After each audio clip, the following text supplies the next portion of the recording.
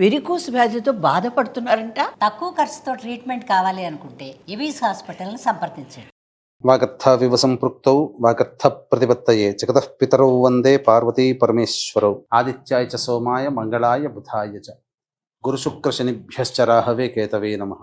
శృంగేరి జగద్గురు పీఠాధిపతులకి, కంచి పీఠాధిపతులకి నమస్కారములు తెలియజేసుకుంటూ కార్యక్రమాన్ని ప్రారంభిద్దాం. ద్వాదశ రాశులలో భాగంగా మే 18వ తారీఖు నుంచి 31వ తారీఖు వరకు ఈ 12 రాశుల వారికి ఏ విధంగా ఉండబోతుందో తెలుసుకునే ముందు గ్రహ సంచారం గురించి తెలుసుకుందాం. మేషంలో బుధుడు, వృషభంలో రవి, మిథునంలో గురువు, అలాగే కర్కాటకంలో కుజుడు స్తంభించి ఉండడం. 18వ తారీఖు నుంచి రాహువు కుంభంలోను, కేతువు సింహంలోని సంచారం చేస్తుండడం. మీనరాశిలో శని శుక్రుల యొక్క సంచార ప్రభావం వెరసి చూసినట్లయితే వీక్షించేటువంటి ప్రేక్షకులకి ఒక అద్భుతమైనటువంటి యోగము ఈ మే 18, 19, 20వ తారీఖులో నుంచి చూసుకుంటే రాహుకేతుల మధ్య మొత్తము సప్తగ్రహాలు బంధింపబడి ఉండడం, కాలసర్పదోష ప్రభావము మే 18వ తారీఖు నుంచి ప్రభావం ప్రారంభమైంది.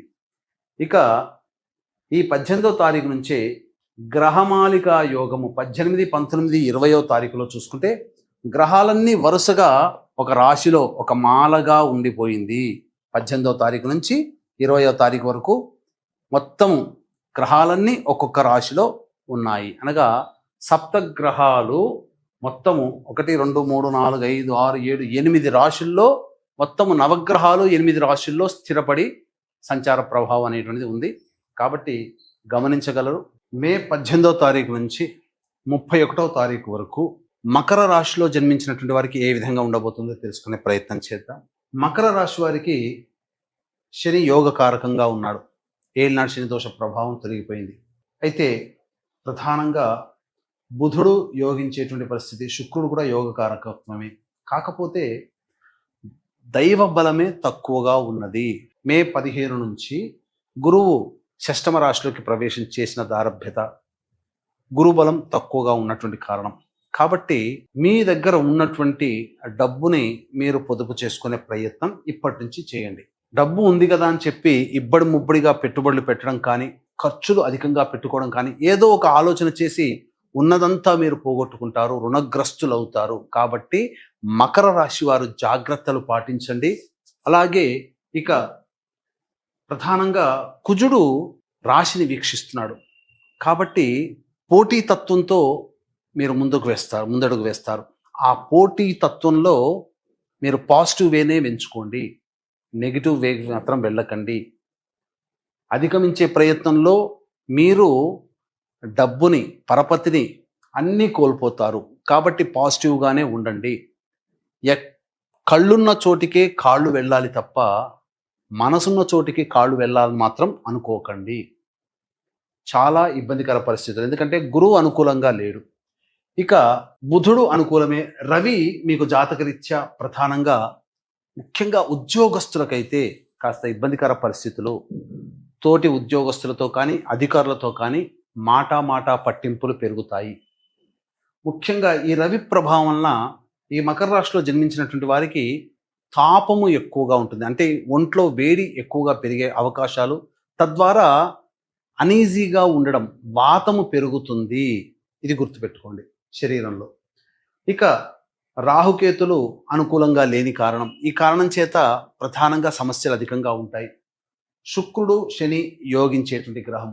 ఈ యొక్క శుక్రుడు శని బుధుడు తప్ప మిగతా అన్ని గ్రహాలు కూడాను అనుకూలముగా లేవు. ఈ కారణం చేత ఆరోగ్యం పట్ల శ్రద్ధ వహించాలి, వృత్తి ఉద్యోగ వ్యాపారాల్లో శ్రద్ధ వహించాలి.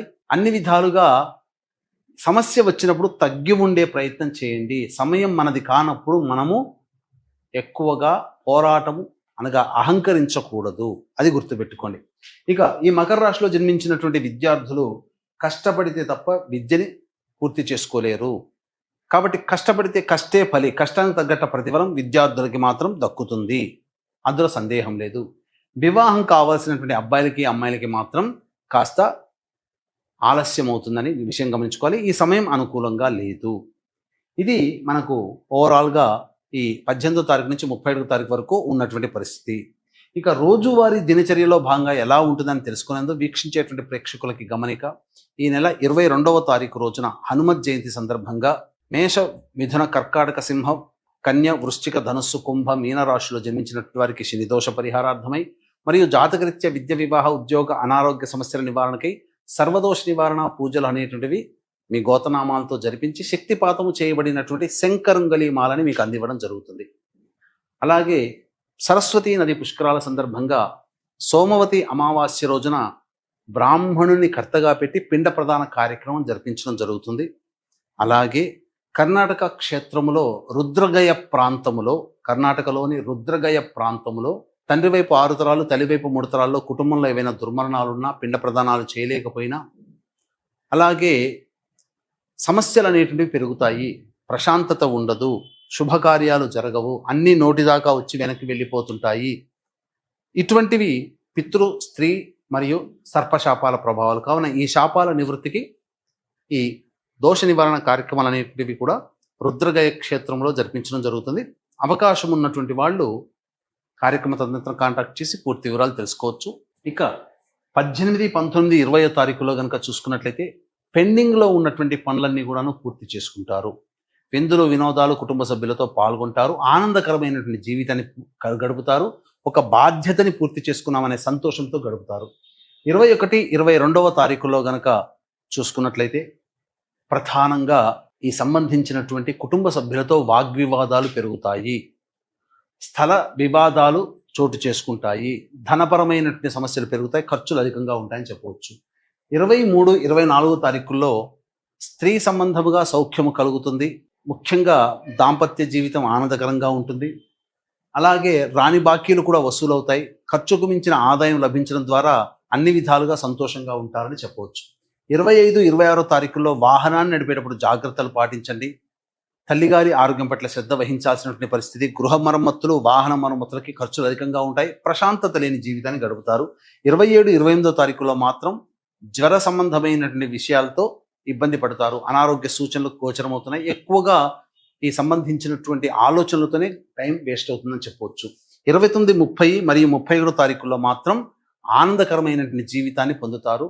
సంతోషంగా గడుపుతారు. రాని బాకీలు వసూలవుతాయి. ధనానికి ఎటువంటి లోటు ఉండదు అని చెప్పవచ్చు. ఇక ఈ మకర రాశిలో జన్మించినటువంటి మహిళలకి అంతకుముందు కలిగినటువంటి గౌరవ మర్యాదలు తగ్గుతాయి. కుటుంబంలో మిమ్మల్ని గౌరవించిన వాళ్ళే, ప్రేమించిన వాళ్ళే మిమ్మల్ని ఈసరించుకునే అవకాశాలు ఉంటాయి. చీటికి మాటికి మీ మీద చిర్రుబురులాడే అవకాశాలు ఇంట్లో జరుగుతాయి. చేస్తున్నటువంటి వృత్తి, ఉద్యోగ, వ్యాపారాల్లో కూడా కలుగుతాయి. కాబట్టి జాగ్రత్తలు పాటించండి. కాలం కలిసి రాని సమయంలో తగ్గి ఉండడమే మేలు. లౌక్యంతో వ్యవహరించండి. ముఖ్యంగా సంతానం కోసం ఎదురు చూసేటువంటి వ్యక్తులు చక్కగా డాక్టర్ గారి సలహాలు, సూచనలు పాటించండి. ఇది మనం చెప్పవచ్చు. ఎందుకంటే సంతానపరంగా ఇబ్బందులు ఎదుర్కొనే అవకాశాలు ఉన్నాయి. వివాహం కావాల్సిన అమ్మాయిలకి మాత్రం కాస్త ఆలస్యం అవుతుందని చెప్పవచ్చు. అన్ని విధాలుగా మహిళలు, ఈ మకర రాశిలో జన్మించినటువంటి మహిళలు జాగ్రత్తలు పాటించండి అని చెప్పవచ్చు. ఇక ఈ యొక్క మకర రాశిలో జన్మించినటువంటి వాళ్ళు సమస్యల పరిష్కారం కోసం ప్రతిరోజు కూడా దత్త కవచం, కాలభైరవాష్టక పారాయణం రోజుకి 3 సార్లు పఠించండి. ఇప్పుడు చెప్పినటువంటి సమస్యల కంటే ఇంకా విభిన్నంగా మీ యొక్క జీవితం ఉంది అని అంటే మీ యొక్క జన్మ జాతకంలో నడుస్తున్నటువంటి గ్రహ దశాంతర దశల ప్రభావాలు. కావున దగ్గరలోని మంచి ఉపాసనాపరులైనటువంటి జ్యోతిష్యులని సంప్రదించి వారి సలహాలు, సూచనలు కనుక పాటించినట్లయితే మరింత మెరుగైనటువంటి జీవితాన్ని పొందుతారని తెలియచేయవచ్చు. అలాగే ఈ నెల 22వ తారీఖు రోజున హనుమత్ జయంతి సందర్భంగా జరిగే సర్వదోష నివారణ పూజల హోమాల్లో పాల్గొని శక్తిపాతం చేయబడినటువంటి శంకరంగలి మాలని సొంతం చేసుకోండి. సరస్వతీ నది పుష్కరాల సందర్భంగా కాళేశ్వరంలో జరిగేటువంటి బ్రాహ్మణుని కర్తగా పెట్టి పిండ ప్రదాన కార్యక్రమాలు జరిపించడం జరుగుతాయి. అందులో నమోదు చేసుకోవచ్చు. కర్ణాటకలోని రుద్రగయ ప్రాంతంలో ఈ సంబంధించినటువంటి పితృదోష నివారణ కార్యక్రమాలు జరిపించడం జరుగుతాయి. అవకాశం ఉంటే అందులో కూడా మీరు పాల్గొనే ప్రయత్నం చేయండి. సర్వం శ్రీ ఉమామహేశ్వర పరబ్రహ్మార్పణమస్తు.